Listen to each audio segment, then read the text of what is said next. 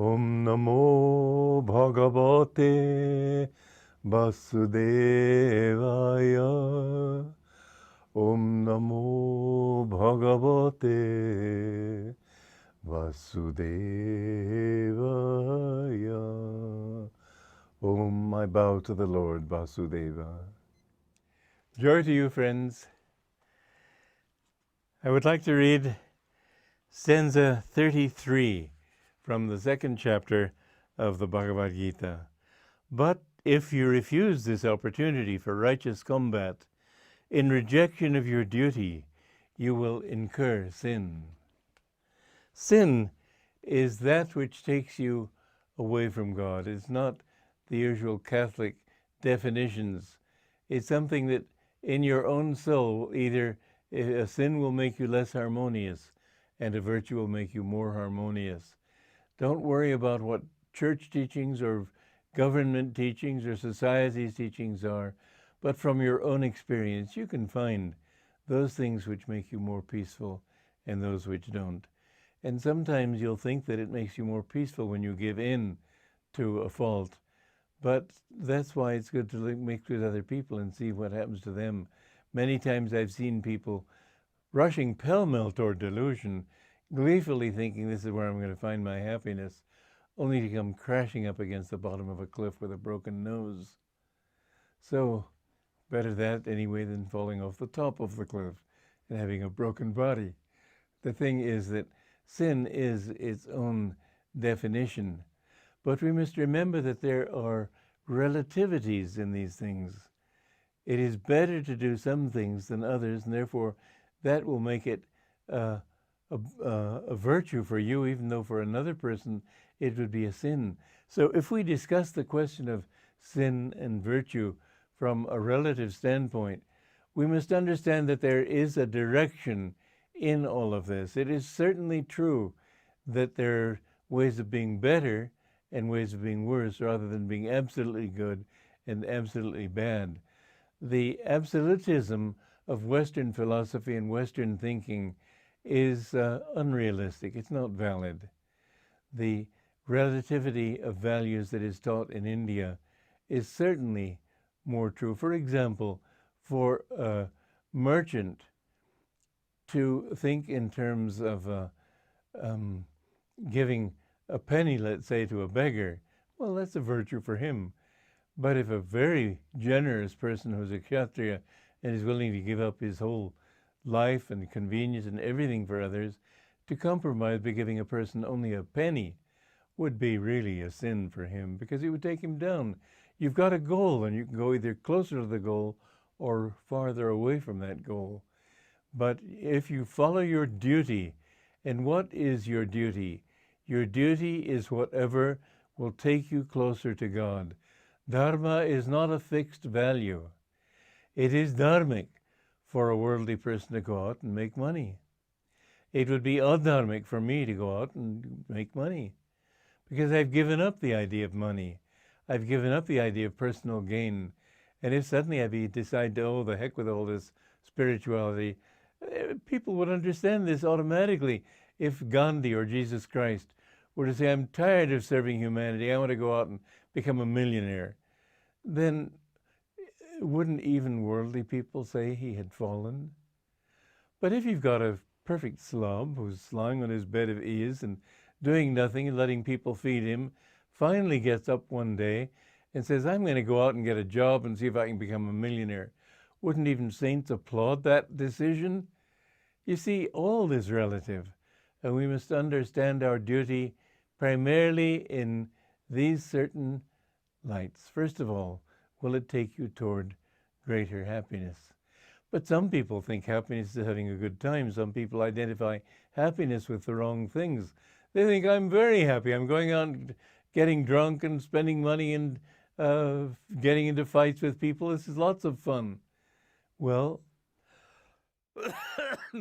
look at the end. The broken noses, the hangovers, the disappointments.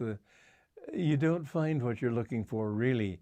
The hangover that alcohol creates has many ramifications. If you seek things in wrong ways, if you have wrong attitudes, if you hurt somebody or hate somebody or feel jealous of them, there's always some sort of a feeling in your heart.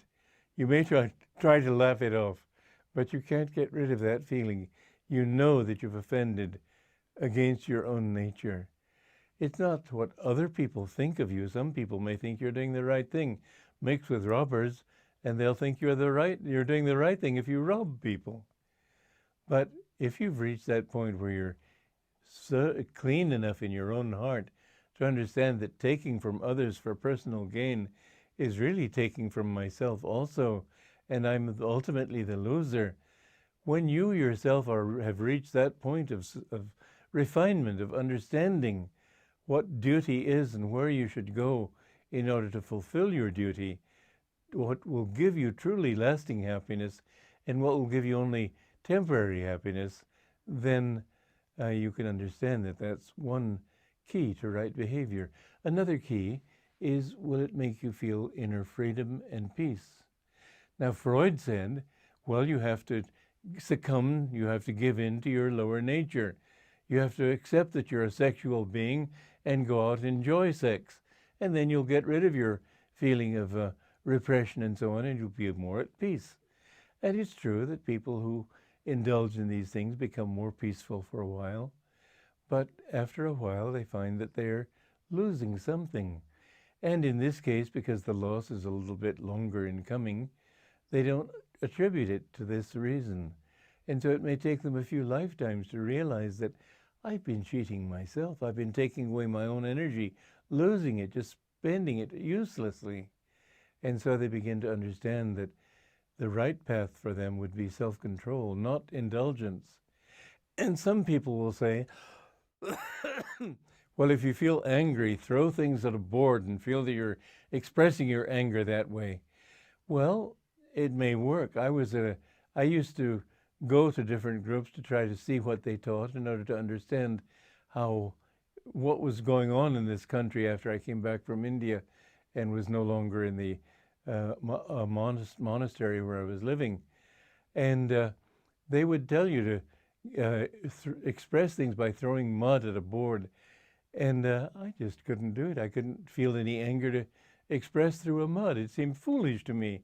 But I realized that what they were doing was affirming negativity. You may feel peaceful once you've expressed yourself, but after a while, what you've done in expressing yourself that way is affirm that quality. When you express your anger, you may feel more peaceful after a while. I'm glad I really told him off. But the next day you may be even more angry because you've affirmed that quality in yourself. And so with a little bit of discrimination, you begin to see that that isn't the way to find peace. And by the primal screams and all these things, I don't get out of my problems. So you begin to realize that the path of Dharma, the path of duty, lies in another direction. Self-control, calmness, dispassion, not grieving, being even-minded and cheerful, being happy under all circumstances and letting nothing trouble you. It helps to listen to the wise people in this world who teach these things, because it's the truth. And if you laugh at them, fine, but he who laughs last laughs best, and you will not laugh last. You will be weeping. Remember, there are certain things that you can find for yourself, and as you found them, if you live by those, then you find peace of mind. But if you don't live by them, you will not. Therefore, by your experience and your definition, go in the right direction. Do your duty, because your duty is that not which satisfies your church or your neighbors, but your inner self. If you do what is right by yourself, don't worry what wrongs you have done. The past lives of all men, Sri Yukteswar used to say, are black with many shames. But everything will improve. Everything in future will improve if you make the right spiritual effort now. Joy to you.